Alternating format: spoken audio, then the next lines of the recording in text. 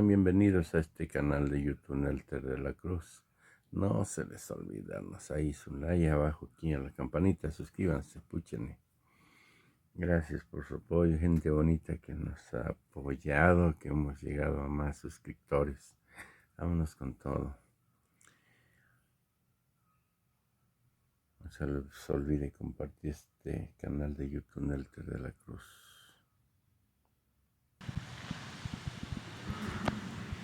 Muchas gracias.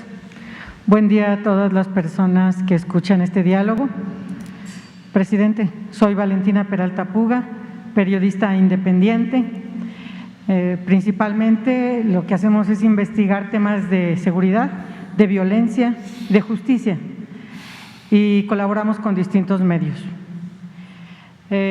Nos parece muy importante que ahorita que están presentes las autoridades de salud presentando este plan, se considere un espacio fundamental a la salud mental, psicoemocional de la población dentro de las instituciones, toda vez que la circunstancia de estos últimos sexenios de tanta violencia ha generado enfermedades graves que después derivan en otras enfermedades a partir de hechos violentos y de delito. Los grupos de delincuentes son también muy creativos y organizados. Hay prácticas delictivas que se van replicando y tardan en ser identificadas y combatidas cada vez más en todo el espacio y en todo el país. Se secuestran a personas que están de viaje fuera de su lugar de residencia, están hospedadas en hoteles y ahí son victimadas, como 3 jóvenes de familias humildes del Estado de México, Aníbal Cerón Hernández, César Augusto Vázquez Cureño y Juan Carlos Pérez, empleados que fueron enviados por su empresa por unos días a trabajar a Tabasco y fueron secuestrados por delincuentes en complicidad con autoridades locales, quienes les montaron una trampa y fueron encarcelados como responsables mediante un montaje de intento de secuestro en la carpeta de Balancán 298/2020. Desde hace año y medio están privados de la libertad en el Cerezo Tenosique, siendo inocentes. En la Ciudad de México y en el Estado de México hay carpetas de investigación iniciadas previamente a su detención. En la Ciudad de México, la 555/09-2020. En el Estado de México, la 22-2267/20-09, donde se demuestra que los 3 jóvenes son víctimas de secuestro y que los mecanismos de corrupción e impunidad en Tabasco tienen en la calle a los verdaderos culpables. Que en Balancán, Tabasco, se confabularon empleados del Hotel Moncho, donde estaban hospedados, la policía de Balancán, el titular de la UEX, Guadalupe González González, y al menos otras 3 personas que hicieron las negociaciones para cobrar los rescates que pagaron la empresa y las familias, y que los verdaderos secuestradores son protegidos por el mismo titular de la UEX en Tabasco. A la vez que exponemos esta práctica, a la vez que exponemos este caso en particular, exponemos esta práctica para que la Secretaría de Seguridad Ciudadana la tome en cuenta y también generen una estrategia de identificación de que esto está sucediendo en todo el país, presidente. Y no se le está tomando mucho en cuenta porque dicen, es un secuestro virtual, no es un secuestro real. Y sin embargo, todas las lesiones psicoemocionales y de salud mental están ahí en las familias y más en este caso que estos jóvenes siendo inocentes están en ese lugar. A la vez que exponemos esta problemática generalizada, preguntamos si el gobierno federal puede intervenir para lograr la justicia. Esta intervención es urgente porque el próximo viernes 18 de marzo será la última audiencia en la causa penal 151/2020. El juez presidente es Gabriel Martínez Cornelio, del Juzgado de la Región 4 de Emiliano Zapata, Tabasco, y se determinará una sentencia que las familias, que son familias muy vulnerables del Estado de México, temen que pueda consumarse esta injusticia. Son 2 puntos principales los que tienen que ver con esta intervención. Uno, lograr la libertad de estos tres jóvenes inocentes a partir de la verdad y que se investigue por parte del gobierno federal lo que realmente sucedió, porque así se identificarán a los responsables y se determinará cómo están haciendo esta mecánica, sobre todo en Tabasco, no es el único caso. De hecho, hasta ya ahorita una serie que ejemplifica que esto tiene mucho tiempo haciéndose de la misma manera y necesitamos que esa sanción sea ejemplar para que otros grupos delincuenciales no sigan replicando esta conducta. Es mi primera pregunta, presidente. Bueno, pues Valentina, yo te propongo que hables hoy con Rosa Isela Rodríguez, secretaria de Seguridad Pública y Protección Ciudadana, que te atienda, transmítele toda la información y que ella nos ayude para que nos informe qué está sucediendo, si te parece. Perfecto, presidente, le informaremos el resultado de esta reunión. Sí. Mi segunda pregunta, para formularle mi segunda pregunta, es indispensable que le refiera el siguiente contexto. Los periodistas, cuando estudiamos en las escuelas de periodismo, siempre nos dicen que tenemos que consignar hechos, datos duros, nada de interpretaciones ni subjetividades. Y los hechos son que su gobierno realiza muchas acciones que son inéditas en México y en el mundo. Por ejemplo, usted y su gabinete inician juntos diariamente antes de amanecer sus actividades. No hay ningún referente en el mundo de un gobierno que haga lo mismo. Por otro lado, la libertad de expresión que depende del gobierno federal es total. Muestra de esa práctica diaria es esta reunión, es este diálogo, donde podemos realizar preguntas libres que nadie verifica antes sobre temas de interés general que son respondidas por usted sin un apuntador ni asesores que le estén preparando las respuestas como ha sido siempre en los sexenios anteriores. Esos son hechos, no son conjeturas. En estos 3 años su gobierno ha enfrentado la pandemia con vacunas gratuitas para toda la población. Ha hecho rifas y ventas de bienes para beneficiar a las comunidades más pobres. Ha construido escuelas, hospitales, bancos, caminos, otorgado becas y apoyos. Entre muchas acciones más, ha recuperado miles de millones de pesos que antes evadían grandes empresas, por lo que hoy su gobierno, sin endeudarse con el extranjero, cuenta con recursos adicionales para destinarlos a los asuntos más importantes y urgentes, como el que hoy le preguntamos, y que tiene que ver también con esta salud mental y psicoemocional de la población en general y de las víctimas en particular. Presidente, con hechos, como lo decimos, se constatan los múltiples esfuerzos realizados hasta ahora por su gobierno. Sabemos que un sexenio es insuficiente para resolver todo lo acumulado en casi 40 años. Por eso, se atiende lo más importante.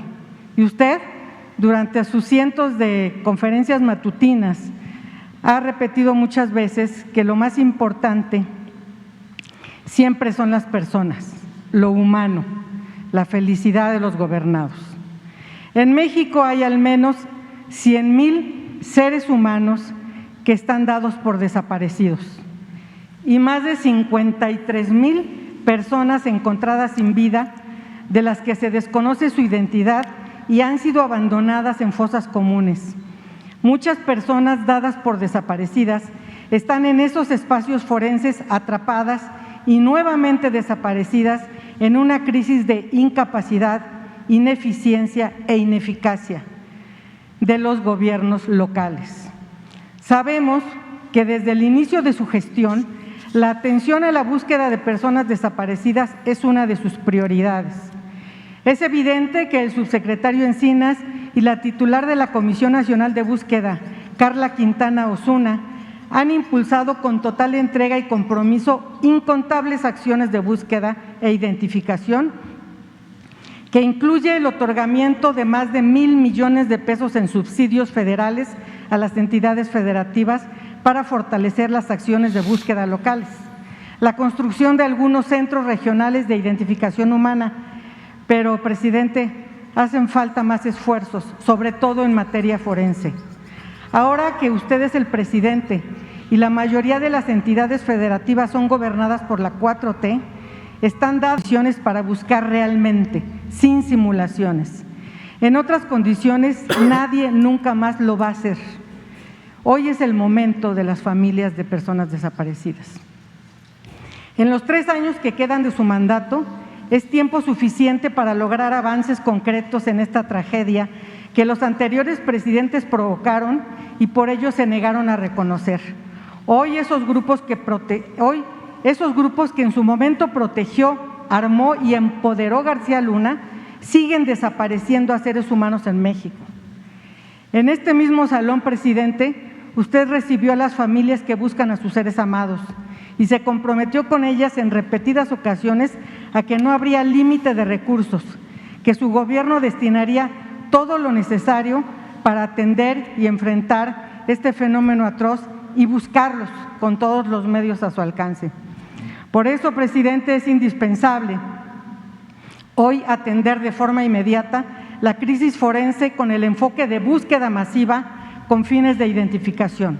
Los gobiernos locales tienen acumulado el rezago de al menos 53,000 seres humanos sin vida y sin identidad en fosas comunes y servicios forenses que no se perician por falta de recursos y de voluntad política, ya que hasta ahora la facultad de identificación corresponde a las fiscalías.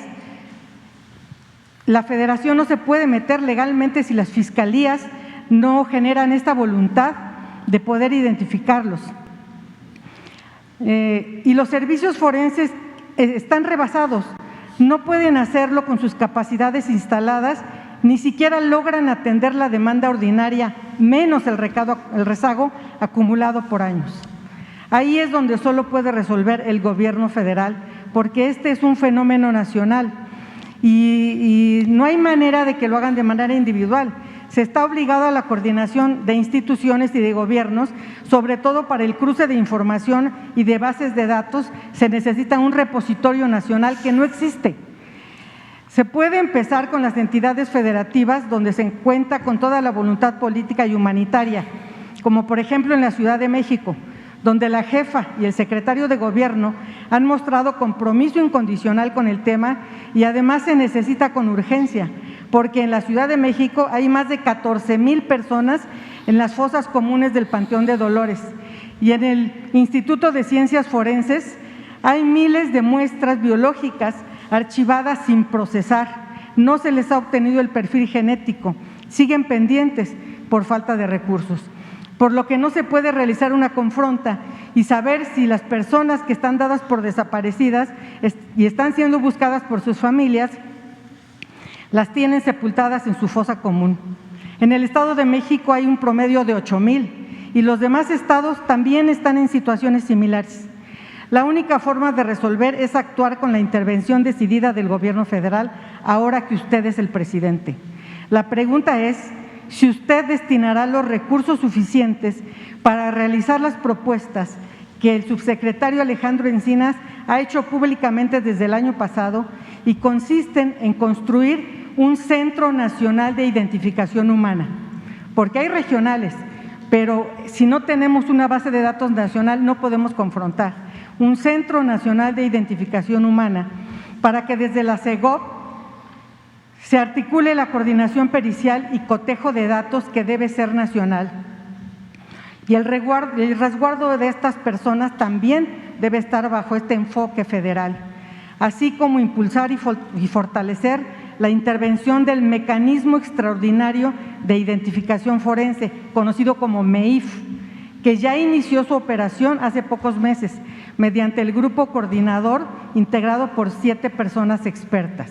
Son 2 iniciativas, presidente, que de iniciarse este año con la Fuerza Federal, permitirán a miles de personas desaparecidas regresar a sus casas en pocos meses. Lo único que necesitan para realizarse es la instrucción presidencial para destinar los recursos y la gestión política en las entidades federativas, al menos en las gobernadas por Morena. Si hay un tema, presidente, que une a toda la población en México, más allá de filias y fobias, es donde todas las personas desean que las familias encuentren a sus seres amados desaparecidos. A lo mejor no vamos a encontrar a todos, porque algunos estarán fuera del alcance, pero estos 52,000 seres humanos están ahí en las fosas, sabemos dónde están, solamente están esperando que la cerrazón de las fiscalías se haga a un lado y se privilegie lo humano. Le preguntamos, presidente, si además de impulsar la especialización de las fiscalías y las comisiones de búsqueda locales, usted apoyará estas iniciativas que propone el subsecretario Encinas. Y también, aunado a esta pregunta, ¿puede convocar a este espacio al subsecretario Encinas, a la comisionada Quintana y al grupo coordinador del MEIF para que expongan a toda la población a detalle la importancia y alcance de las propuestas y sus planes? Bueno, pues te propongo algo, Valentina. Mira, el jueves es el informe de seguridad. Van a estar aquí todos los miembros del gabinete. Va a estar Rosa Isela, que para el jueves informe sobre lo de Balancán, lo de los jóvenes que van a ser sancionados o no. El viernes hay tiempo, de ahora al jueves, para que ella investigue, se ponga de acuerdo contigo y nos informe aquí sobre ese asunto. Y lo mismo te propongo que el jueves, después de tu amplia exposición, venga Alejandro Encinas el jueves con Carla y que nos digan qué están haciendo y qué más se puede hacer para identificar cuerpos de desaparecidos. Te adelanto que no hay ninguna limitación económica.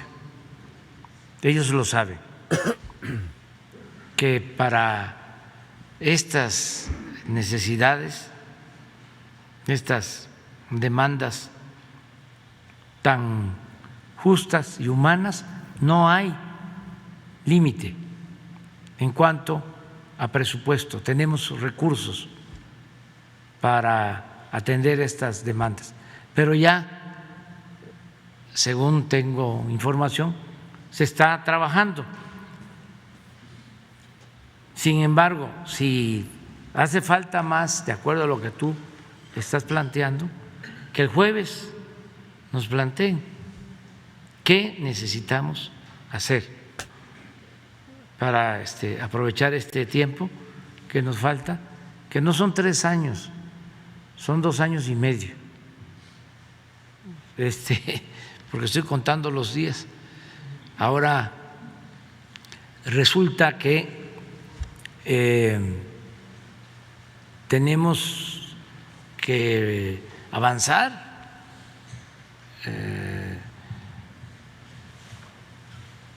como decía Juárez, que avancemos a prisa para que hasta donde lleguemos quede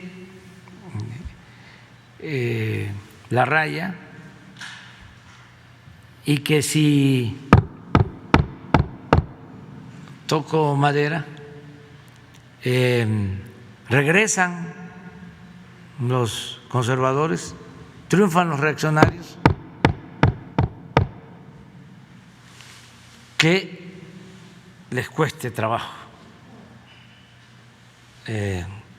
retrogradar, hacer retroceder lo que se avanzó.